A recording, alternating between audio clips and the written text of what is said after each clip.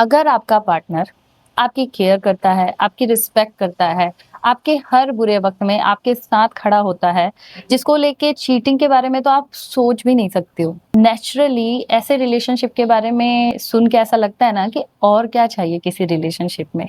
लेकिन साइकोलॉजी हमें एक अनकंफर्टेबल ट्रुथ बताती है।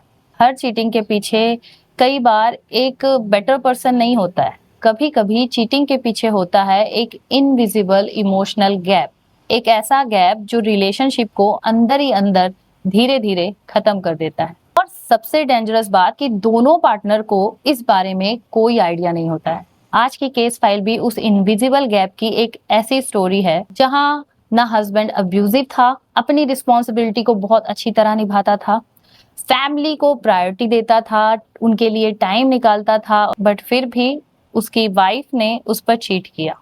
उस चीटिंग का जो रीजन था, उसके पीछे की साइकोलॉजी को समझने के लिए आपको इसके रीजन को समझना बहुत जरूरी है। रिया और अर्जुन की शादी को 4 साल हो चुके थे। अर्जुन बहुत केयरिंग था, लविंग था, रिया की हर छोटी मोटी जरूरत को पूरा करता था। उसके लिए उसकी प्रायोरिटी ही उसकी फैमिली थी। अर्जुन की अपने इन लॉज के साथ भी बहुत अच्छे टर्म्स थे। उसके जो इन लॉज थे वो उसे दामाद कम और बेटे की तरह ज्यादा देखते थे। रिया एक बार अपनी हेल्थ को इग्नोर कर सकती है, बट अर्जुन इन सब चीजों को लेके बहुत एक्टिव रहता था। पिछले कुछ सालों में रिया थोड़ा लोनली फील करने लगी। एक गुड हस्बैंड की निशानी होती है ना, वो सारी चीजें अर्जुन में थी, बट रिया को फिर भी कुछ कम लगता था। रिया को लगता था कि अर्जुन घर पर तो है लेकिन उसकी बातें नहीं सुन रहा है। उससे जब अपनी फीलिंग शेयर करती थी तो कभी कभी तो वो उसका सोल्यूशन दे देता था और कभी कभी वो ओवर थिंक कर रही है ये बोल के वो वहां से निकल जाता था। बहुत बार ऐसा हुआ कि रिया ने उसके साथ अपनी फीलिंग तो शेयर करनी चाहिए, बट अर्जुन उतना इंटरेस्टेड नहीं था।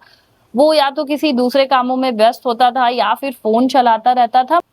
वो एक अटेंशन चाह रही थी अर्जुन से, जो उसे मिल नहीं रही थी। धीरे धीरे रिया ने उससे अपनी पर्सनल बातें शेयर करना छोड़ दिया। इसके वजह से जो उनके बीच में आर्ग्यूमेंट होते थे वो होने तो बंद हो गए, लेकिन रिलेशनशिप में कोई सुधार नहीं आया। अगर आपके रिलेशनशिप में कोई फाइट नहीं हो रही है, ये एक रेड फ्लैग है। रिया के अंदर इमोशनल साइलेंस का हैवीनेस बढ़ता जा रहा था। वो अननोइंगली एक ऐसे पर्सन को सर्च कर रही थी जो उसे सुने, उसे समझे और उसे जज ना करे। और इसी दौरान उसकी मुलाकात हुई कबीर से। धीरे धीरे दोनों बहुत अच्छे फ्रेंड बने। उसे कबीर की कंपनी बहुत अच्छी लगने लगी। कबीर रिया की बातें सुनता था, उसकी छोटी छोटी गॉसिप में इंटरेस्ट लेता था। एक्चुअली जो रिया अर्जुन से एक्सपेक्ट कर रही थी वो उसे कबीर से मिलने लगा था। रिया अर्जुन के लिए ओवर थिंकर थी, लेकिन कबीर उसे समझने की कोशिश करता था। वो ये जानने की कोशिश करता था कि रिया क्या फील कर रही है।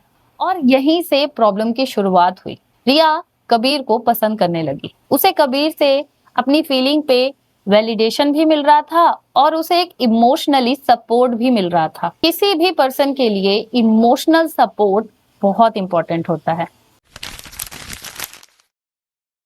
किसी भी रिलेशनशिप में एक गैप तब क्रिएट होता है जब हम फिजिकली तो उस पार्टनर के साथ प्रेजेंट होते हैं, उनकी जरूरत का ध्यान रखते हैं कि शॉपिंग करवाना है, खाना खाने बाहर जाना है या कहीं घूमने चलते हैं, मूवी देखने चलते हैं, बट इमोशनली हम उसके लिए स्टैंड नहीं करते हैं।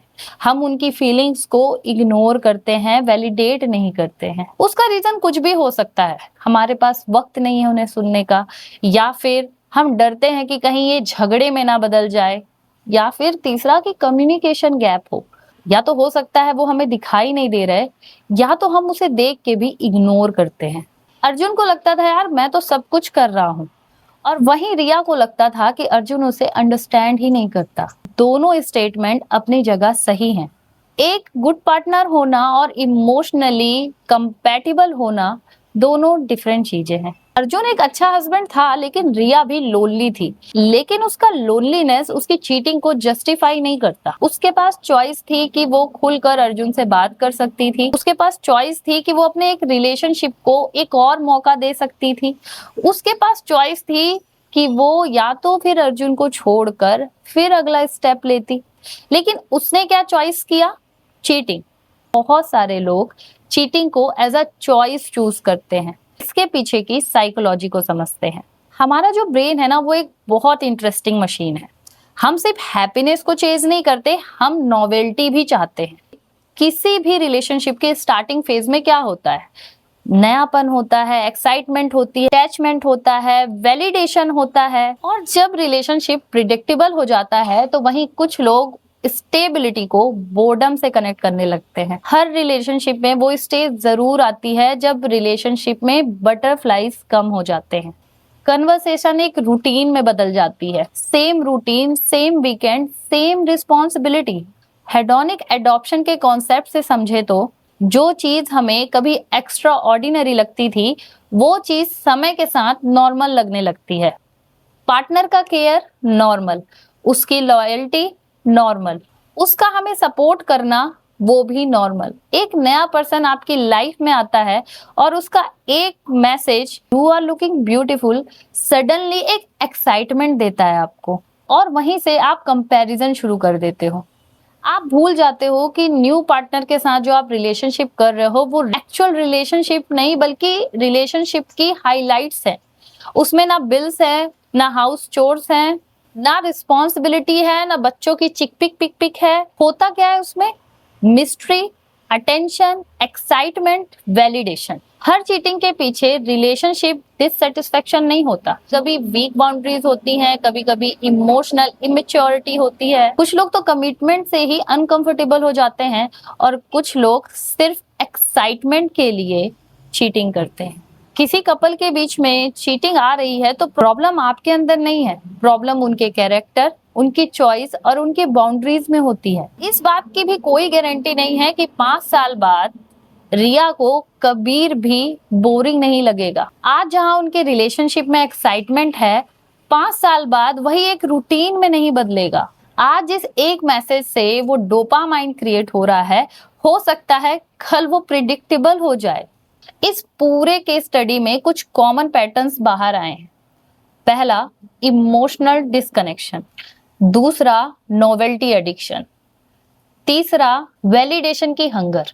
And fourth, poor emotional communication. तो कभी अगर आपको लगे कि आप खुद अपने रिलेशनशिप में अनहैप्पी हो, तो किसी थर्ड पर्सन की तरफ भागने से पहले अपने पार्टनर से खुलकर बात करें। उन्हें समझाने की एटलीस्ट कोशिश तो करें कि आप क्या चाहते हैं रिलेशनशिप में, कौन सी चीज आपको कमी कर रही है, कौन सी चीजें हैं जो आपको पीछे ढकेल रही है। Because sometimes we don't cheat because we found someone better. Sometimes we cheat because we desperately trying to feel something. अगर आपको भी ह्यूमन साइकोलॉजी के ऐसे अनकॉमन ट्रुथ को समझना अच्छा लगता है तो वीडियो को लाइक जरूर करना और चैनल को सब्सक्राइब करना मत भूलना। मैं आपसे मिलूंगी एक अगली केस फाइल के साथ। तब तक लोगों को जज करने से पहले उनके पैटर्न को समझने की कोशिश करो।